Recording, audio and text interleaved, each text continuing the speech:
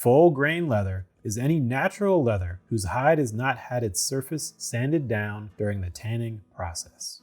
After any hair is removed from the hide, a tannery has the option to remove material from the surface.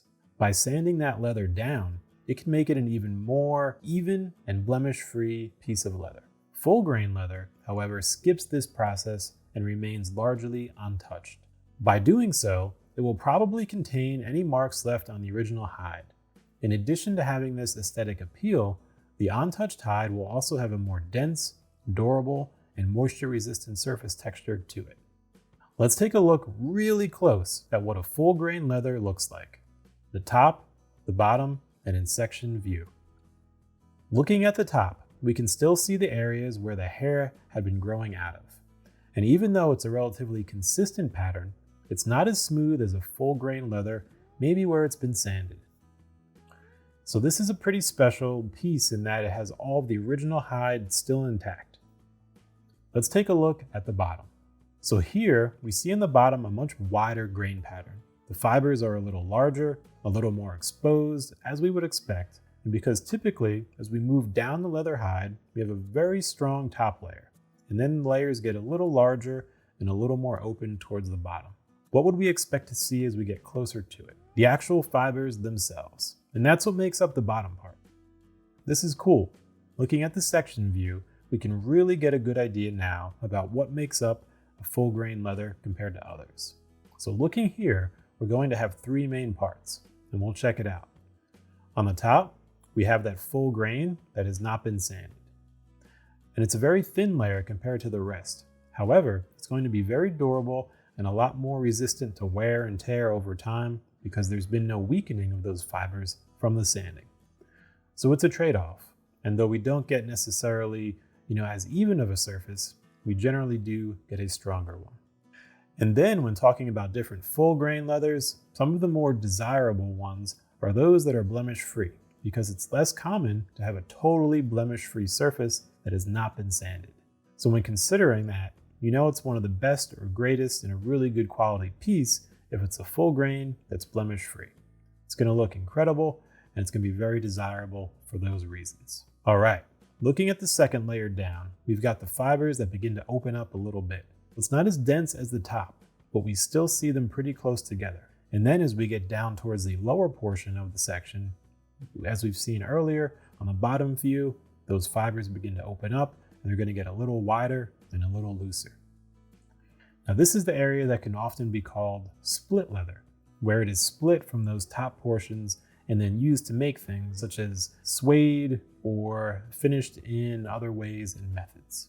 But looking at this entire section view of a full grain leather, we could really see the different layers in there and kind of what makes it special overall.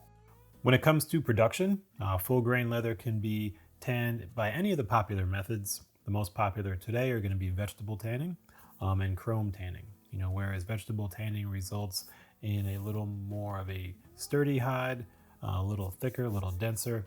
It's great for stamping and tooling and carving and things like that. The chrome process yields a much softer, more flexible leather. And so when we look at full grain leathers, we really prefer the ones for certain elements of crafting that are vegetable tanned, because then their qualities and durability and look and feel really start to shine through. For production volume, we see around over 115 million square feet of full grain leather produced each year. Some of the top producing countries include Brazil, Italy, and the United States. And the largest exporting country is often Brazil, and the largest importing country is often Italy. Certainly this can vary year by year. When looking at cost, we look at around $4 to $20 per square foot, for full grain leather. Certainly you can go outside of those boundaries. However, there are a lot of factors that go into, exactly that material that one may be purchasing. It could be the type of hide, the quality of the tannery, and any kind of additional elements that are, part of the tanning process, such as some leathers that have oils and waxes infused into them. So there's a variety of elements that go into any finished leather. But when you're looking at a quality full grain piece, you look at anywhere between $4 and $20 per square foot. Let's check out some of the pros. So for full grain leather, it's often seen as one of the best possible, one of the highest qualities, if you will, and quality, of course, itself is a separate conversation. However, full grain does add a lot of character and strength to a piece. And so it's a prime example of what leather is that we think about. It's essentially easy to work with. It's more durable than most leathers, especially so if you find a type of full grain from a hide that itself has durability characteristics such as kangaroo or shell cordovan, things like that. If you can get a full grain version of those, you're looking at one of the best leathers that you can get, for those types of uses. Full grain has a little more water resistance, again, because that top surface has not been sanded down. So it's going to be a little bit denser.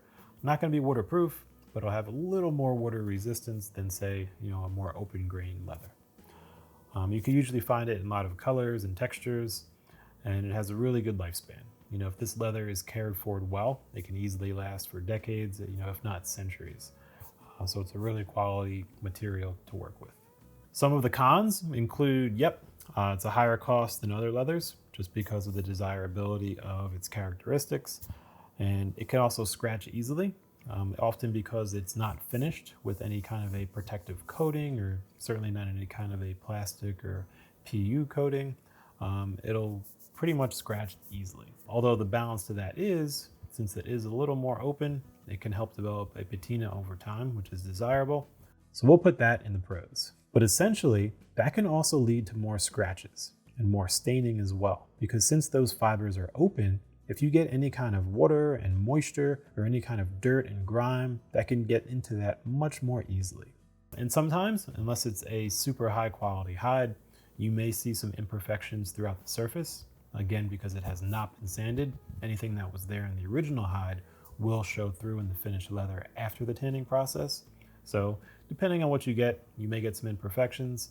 Some people are going to like that as part of the natural characteristics of it. Some are going to prefer something more consistent. Looking at a few good uses, full grain leather is very versatile and used in a wide range of high quality and durable items. So really anything you could think of, you'll probably find it there. This includes belts, shoes, wallets, bags, upholstery for furniture, pet collars, cases, pretty much any leather good you can make with a nice full grain material.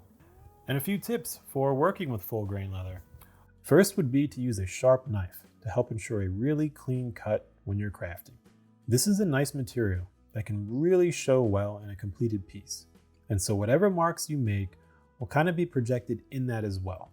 So if you make them clean and precise, your finished piece will be clean and precise. Along with that, since this leather does not have a protective coating on it, be careful when working with it, that you don't scratch it, even unintentionally. Maybe you're turning it or resting it on something, or you're even wearing a watch and resting your hand on it while working, or doing something while cutting.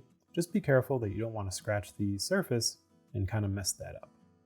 It is essentially a beautiful piece of leather, and with a little bit of practice working with it, you'll get familiar with how it can be used for crafting, and then even some of the maintenance and care aspects to it as well.